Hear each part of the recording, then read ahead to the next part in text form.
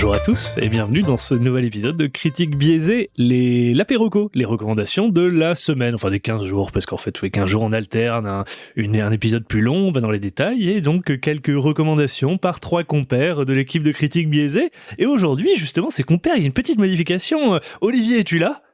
Il y a pas... Olivier, où est-il? Mais non. Oui, alors Olivier est pas là, il est pas disponible, il est en train de rédiger une critique sur un film serbo-croate de 7 heures. Du coup, j'ai dû prendre sa place en speed parce qu'il avait pas le temps de rédiger ça, c'était un peu trop compliqué. Alors je me tiens sur l'épaule d'un géant. Ça m'étonnerait. Et alors, du coup... mais il le regarde en 7 fois du coup. Mais dans l'équipe, nous avons Pierre aujourd'hui. Salut Pierre. Et salut. Romain. Et salut, toujours là. Et Thomas, moi-même, coucou à tous. Aujourd'hui, dans l'apéroco, donc épisode court, quelques recommandations de quoi regarder en ces temps toujours enfermés.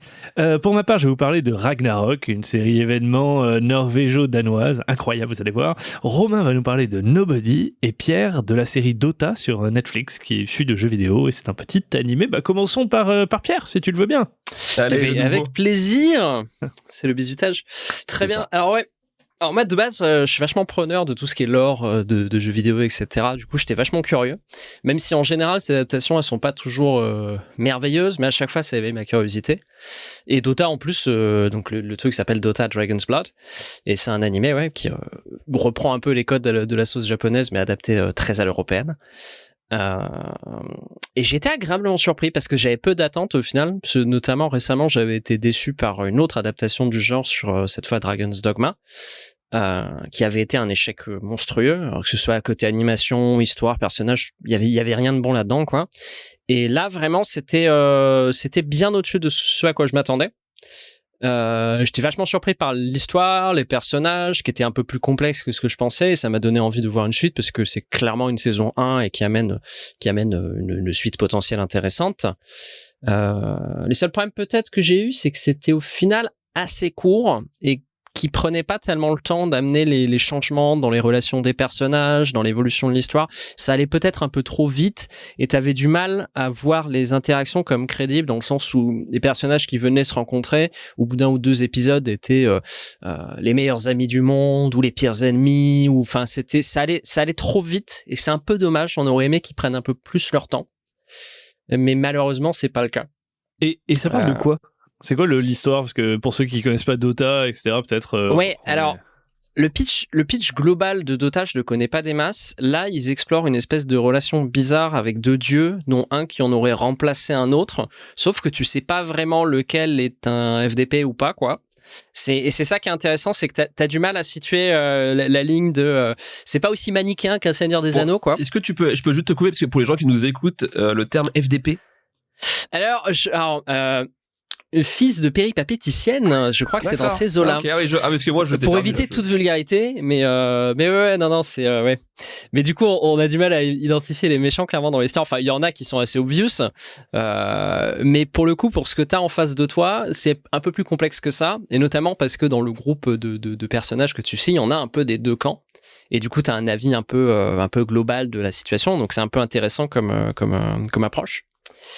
Et voilà. Après, pour les détails du lore, et moi j'y connais rien, donc il y a des trucs qui ont dû me passer au-dessus et des gens qui devaient être dessus en mode ah oui là c'est lui, je me souviens, je fais son ulti tous les 5 soirs. Enfin voilà. Mais moi j'ai pas eu ça. Ok. Par contre, c'était plutôt beau. L'ambiance était cool. Il y avait des scènes assez épiques, donc déjà ça m'a parlé. Écoute, moi je n'en demande pas beaucoup plus et là j'étais satisfait. De l'épique, mais pas de l'Epic Games. Attention, ne confondons pas tout. Ami gamer, Romain, à toi, merci Pierre, Romain, à toi pour Nobody. Qu'est-ce que Nobody? Donc Nobody, moi je reste dans les films pas du tout d'action. Alors Nobody c'est très bourrin, comme d'hab, je crois que en ce moment je suis là-dedans. Mais c'est pas une boucle temporelle pour une fois, ça va changer un peu. Donc Nobody, c'est 7,5 sur IMDb quand même. On est 82% sur Rotten Tomato. C'est pas dégueu. Au cast, on a Bob Odenkirk. Pour ceux qui le remettent pas, c'est l'avocat dans Breaking Bad. C'est Saul Goodman. On a Connie Nielsen qui est dans Justice League, qui est la reine des Amazones, voilà, pour remettre aussi. Christopher Lloyd, on le présente pas, Retour vers le futur, c'est Doc. Et on a aussi RZA, qui est un rappeur américain hyper connu, qui faisait partie du Wu-Tang Clan. Donc c'est lourd. Donc voilà, le cast est propre.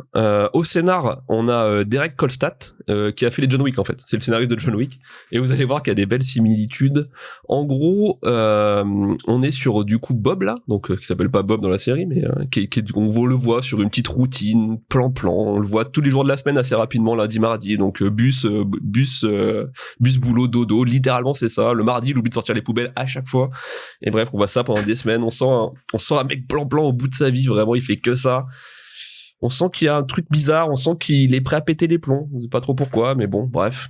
Arrive un soir où il se fait cambrioler. Il se réveille, il entend que 2 cambrioleurs arrivent chez lui. Et il se dit, va voir. Et en fait, il va pas aider sa famille. Il va la laisser, il aurait pu défoncer littéralement un cambrioleur en le tapant par derrière, mais il le fera pas. Et les cambrioleurs vont s'enfuir, mais il va perdre tout respect de sa famille en fait. Vraiment, son fils va complètement le disrespecter en mode bah t'aurais pu m'aider, j'étais en train de les étrangler. Enfin, vous allez voir, c'est comme ça. Et là, on sent que sa routine reprend, mais on sent qu'il est au bout de sa vie. Tout le monde l'emmerde, et on sent que ça va péter les plombs. Et un soir, il sort de chez lui, il se barre. Un soir, il va prendre le bus tranquille. 5 mecs de la mafia russe vont rentrer dans le bus complètement pété juste pour emmerder les gens quoi. Et là, c'est terminé. Il va se dire oh, ok les gars, il fait sortir tout le monde du bus. Il fait sortir tout le monde du bus, dont le chauffeur de bus, qui lui dit ah, t'inquiète, je m'en occupe. Donc les mecs se marrent.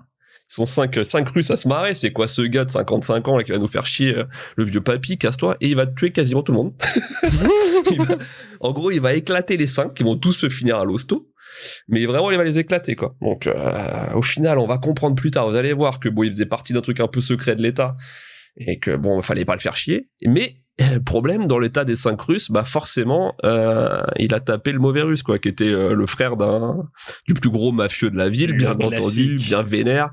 Donc il va se taper toute la mafia russe, littéralement. Vous allez voir, c'est jouissif. Il y a vraiment de l'humour noir.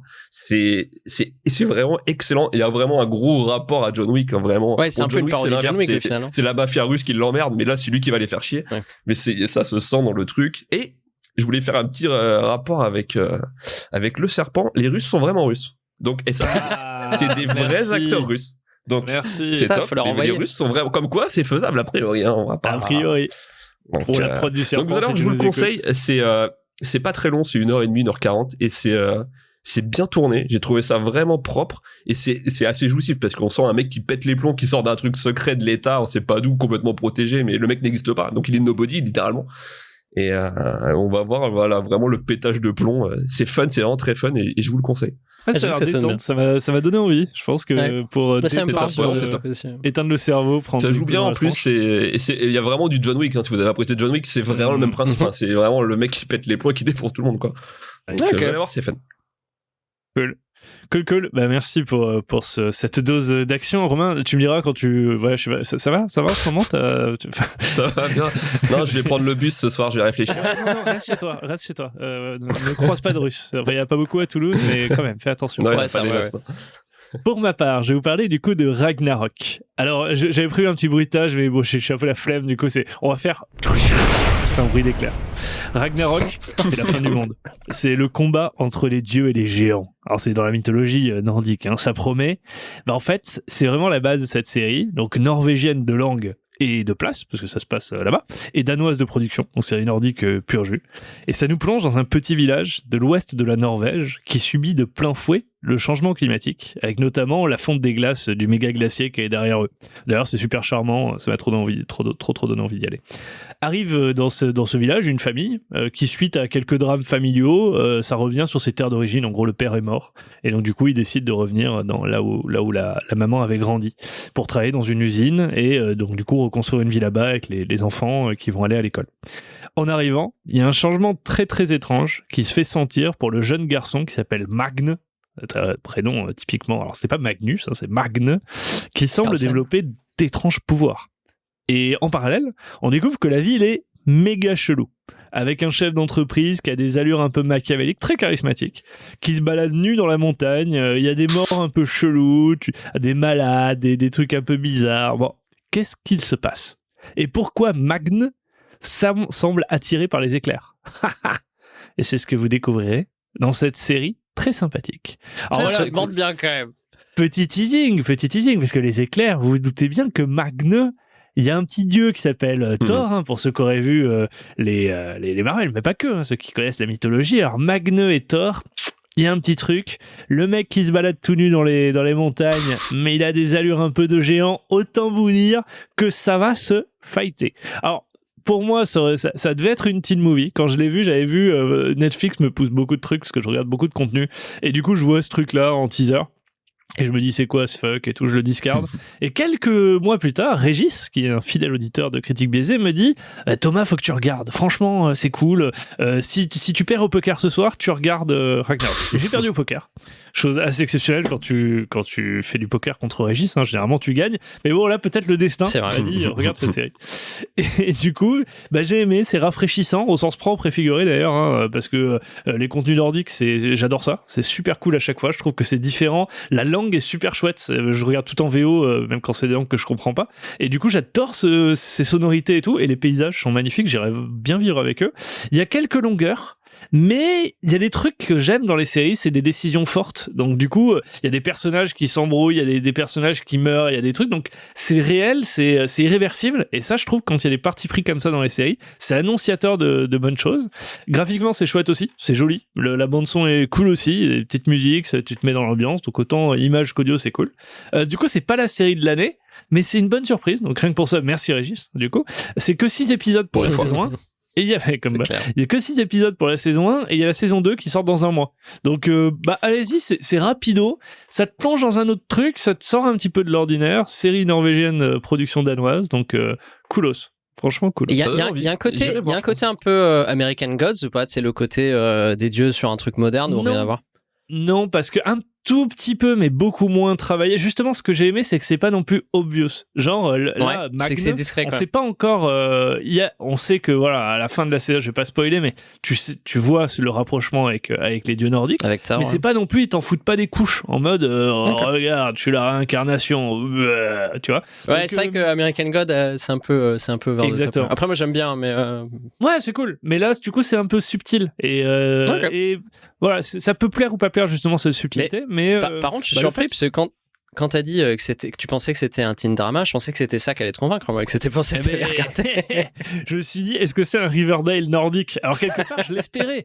Mais, quelque part, un petit peu. Mais en petite dose. Voilà.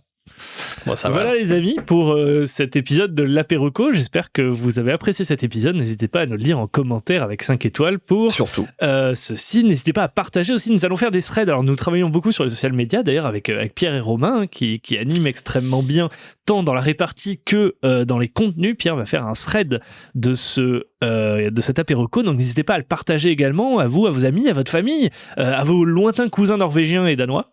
et nous on vous dit à la semaine prochaine pour un épisode du coup du hors-d'œuvre et du barbecue sur comment ça s'appelle Love and Monster. Love and Monster. Merci. Sur Netflix, donc regardez-le pour suivre avec nous la semaine prochaine si vous le souhaitez. Et dans tous les cas, on vous fait des bisous et on se dit à la semaine pro. Ciao ciao les amis. Bisous tout le monde. Salut.